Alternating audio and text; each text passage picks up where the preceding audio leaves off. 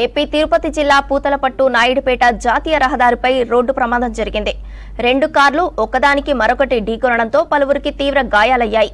చంద్రగిరి మండలంలోని తొండవాడ సమీపంలోని ఫ్లైఓవర్ డౌన్లో ఈ ఘటన జరిగింది. 2 కార్ల ముందు భాగం ధ్వంసమైంది.